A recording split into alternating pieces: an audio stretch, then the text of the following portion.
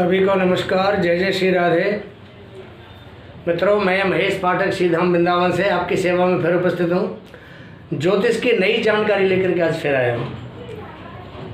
पिछले वीडियो में हमने आपको बताया था कि काल सर्प योग क्या होता है और कैसे बनता है। आज हम बताएंगे काल सर्प योग कितने तरीके का होता है और वो आपको क्या प्रभाव दिखाता है। हमारी वीडियो तक अंत तक देखें और सारी जानकारी आप प्राप्त करें। आज हम बताने वाले हैं आपको कि काल सर्प योग कितने तरीके के होते हैं और ये आपको क्या प्रभाव दिखाएंगे। मित्रों, हमारा ये चैनल है ज्योतिष सेवा वृंदावन। आपसे निवेदन है इस चैनल को आप देखें, सब्सक्राइब करें, लाइक करें और अपने मित्रों को शेयर इसको अवश्य करें। चलो आज के विषय में बात करते हैं। आज का विषय काल सर्प योग कितने प्रकार का होता है। आपके सामने एक चार्ट बना हुआ है काल सर्प योग का। लगन में और सप्तम भाव में राहु केतु विराजमान है, बाकी सारे ग्रह इन भावों में विराजमान है। इस पोजीशन में ये काल सर्प योग बनता है क्योंकि यहाँ कोई ग्रह नहीं है और यहाँ सारे ग्रह अगर इस साइड में इधर कोई जैसे द्वितीय भाव, तृतीय भाव, चतुर्थ, पंचम और षष्ठ भाव, सप्तम में अगर सारे ग्रह इधर आते हैं तो काल सर्प योग का निर्माण होता है। इधर का भाव खाली है तो काल सर्प योग का निर्माण होता है।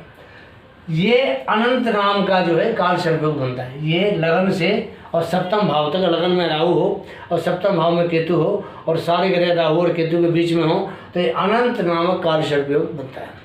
अब इसका क्या प्रभाव होता है मैं आपको बताता हूँ। अनंत नाम काल सर्प योग का मित्रों, इसका प्रभाव ये होता है मानसिक अशांति, अस्थिरता, दुष्ट बुद्धि, कपटी, लुच्चा, झूठ बोलने वाला, षड्यंत्र में फंसा, कोर्ट कचहरी एवं सरकारी व्यवसाय में नुकसान उठाता है, अपनी प्रतिष्ठा, अपनी जो इज्जत या समाज में उसकी एक अपनी जो एक इमेज होती है उस इमेज को संभालने के लिए उसे काफ़ी संघर्ष करना पड़ता है। भयंकर संघर्ष में जीवन बिताना पड़ता है और उसका जो वैवाहिक जीवन है वो भी दुखी होता है। क्यों होता है कि सप्तम से लेकर के लगन तक ये बन रहा है। लगन जातक स्वयं होता है, सप्तम भाव उसका व्यापार का, बिजनेस का और उसका पत्नी का घर होता है, इसलिए वो इन भावों से सबसे परेशान रहता है। अब आपको बता दो दूसरे नंबर का काल सर्प योग। अगर राहु द्वितीय भाव में है और केतु अष्टम भाव में है, ये 2 नंबर का काल सर्प योग बनता है। इसको कहते हैं हम कुलिक काल सर्प योग। 2 नंबर का, पहले नंबर का अनंत काल सर्प योग, दूसरे नंबर का कुलिक काल सर्प योग। ये पहले नंबर का काल सर्प योग है और ये दूसरे नंबर का काल सर्प योग है। इसको कहते हैं कुलिक काल सर्प योग। मित्रों, इसका क्या प्रभाव पड़ता है जातक के ऊपर वो मैं आपको बताता हूँ। इस योग के कारण जातक तंदुरुस्त नहीं रहता है, पहली बात। दूसरी बात, उसकी जो आर्थिक स्थिति अच्छी नहीं रहती है क्योंकि ये धन भाव से बन रहा है, इसलिए धन भाव में अगर राहु जैसा ग्रह बैठता है तो उसकी जो आर्थिक स्थिति है वो अच्छी नहीं रहती है। जीवन में उसको बहुत संघर्ष करना पड़ता है और प्राप्ति से अधिक व्यय करना पड़ता है। जितना वो कमाता है उससे ज़्यादा उसको खर्च करना पड़ता है। जब जितना कमाएगा ज़्यादा खर्च करेगा तो कर्जे में डूब जाता है। हर काम में उसको अपयश ही मिलता है। अपयश मतलब उसको बदनामी मिलती है। और जातक की जो वाणी है, क्योंकि ये दूसरा भाव जो है ये वाणी का भाव भी है और राहु जैसा टेढ़ा ग्रह अगर यहाँ के बैठेगा वो वाणी को कटु करेगा तो उसकी वाणी भी कटु रहती है और कौटुंबिक कलह के कारण उसके जो घर में वो अशांति का माहौल रहता है। और इसमें क्योंकि ये यहाँ से लेकर के अष्टम तक बन रहा है तो यहाँ इसमें विवाह विच्छेद के भी उसके चांस बन जाते हैं। तो ये मित्रों दूसरे भाव का ये काल सर्प योग है। इसको कहते हैं कुलिक काल सर्प योग। अब देखते हैं तीसरे नंबर का जो काल सर्प योग उसको क्या कहते हैं। तीसरे नंबर का जो काल सर्प योग है वो तृतीय भाव से लेकर के और भाग्य भाव के अंदर बनता है। इसको हम मिटा दें, इसको मिटा देते हैं, इसे नहीं मिटा।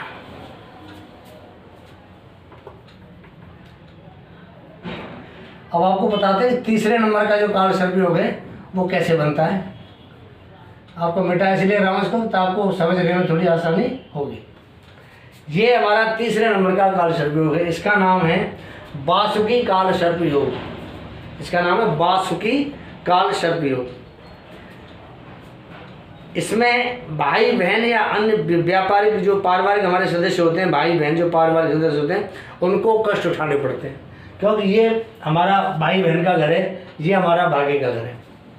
तो ये भाई बहन के जो पराक्रम भाव है वहाँ से लेकर के भाग्य भाव तक बनता है। तो भाई बहन या अन्य जो पारिवारिक सदस्य, उनसे इसको कष्ट उठाने पड़ते हैं। उसके यार जो मित्र हैं धोखा देते हैं, नौकरी करने में अनेक कठिनाइयाँ उसको आती हैं, और भाग्योदय में, ये भाग्य है, और भाग्योदय होने में उसको बड़ी कठिनाई का सामना करना पड़ता है। अनेक विघ्न आते हैं, बड़े रोड अटकते हैं, तब जाके उसका भाग्योदय हो पाता है। कई बार तो हो भी नहीं पाता है।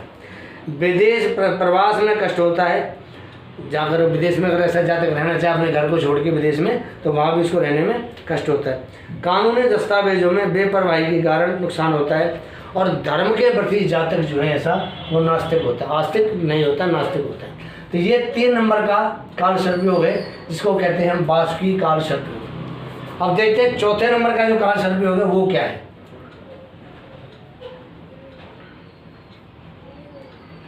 चौथे नंबर का जो काल सर्पयोग है वो बनता है चतुर्थ भाव से लेकर के और 10वें भाव तक।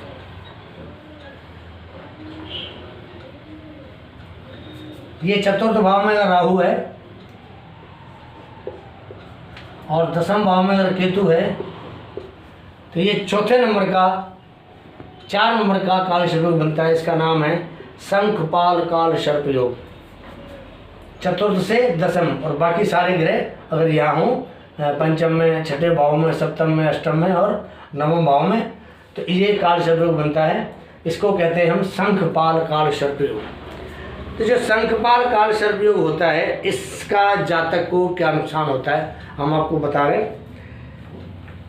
जातक को इसमें कष्ट होता है स्थावर जंगम मिल्कियत में, मतलब जो उसकी पारिवारिक जो उसको धरोहर मिलती है, पारिवारिक जो उसको संपत्ति मिलती है, उसके अंदर उसको कष्ट होता है।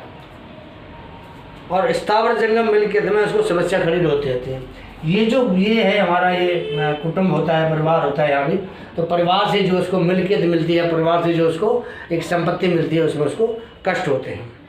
वाहन, माता और नौकरी, कोई न कोई तकलीफ उसको रहती है। ये चतुर्थ भाव वाहन का भी है, माता का भी है, और ये जो 10वां भाव है ये हमारा कर्म पथ का है, कर्म क्षेत्र का है। तो वाहन, माता और काम धंधे में उसको नौकरी वगैरह परेशानी होती है। नौकरी में, व्यापार में उसको उतार चढ़ाव आते रहते हैं, घाटा अधिक होता है, आर्थिक स्थिति की बिगड़ती रहती है, और एकदम उसको एकदम कंगाली आ जाती है। और विद्या अभ्यास करने में जो पढ़ाई लिखाई वो करता है, उसमें भी इस जातक को दिक्कत होती है। तो मित्रों, ये है चतुर्थ भाव का काल सर्पयोग, इसका नाम है शंखपाल काल सर्पयोग। अब आपको बताते हैं कि पंचम भाव से काल सर्पयोग कैसे बनता है। ये पंचम भाव में राहु बैठा है, और एकादश भाव में अगर केतु बैठा है, और बाकी सारे ग्रह इसके बीच बीच में आते हैं, जैसे छठे भाव में, सप्तम में, अष्टम में, नवम, 10वें और एकादश भाव में और बाकी ग्रह आते हैं। तो इसमें ये 5 नंबर का काल सर्पयोग बनता है। इसका नाम है पद्म काल सर्पयोग। पद्म काल सर्पयोग है ये।